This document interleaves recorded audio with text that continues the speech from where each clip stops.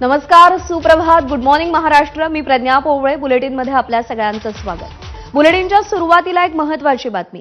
CSMT वरून निघणारी Nagpur special express स्थानकावर आलीच नसल्यानं प्रवासी संतापले.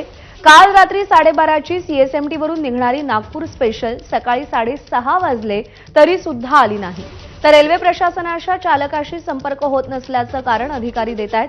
प्रवाशांनी अधिकाऱ्यांना घेराव घातलाय.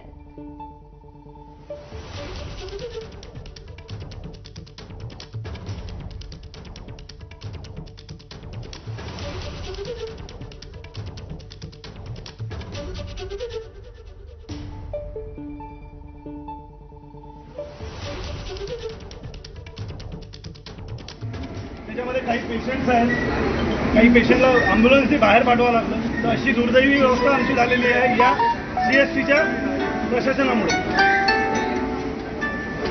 सध्या आम्ही सीएसटी स्टेशनवरती आहे आणि रात्रीच्या 12 वाजतापासून आम्ही स्टेशनवरती आहे. आमची गाडी 01123 रेल्वे प्रशासनाच्या निष्काळजीपणामुळे 3 तास पहिले डिले झाला.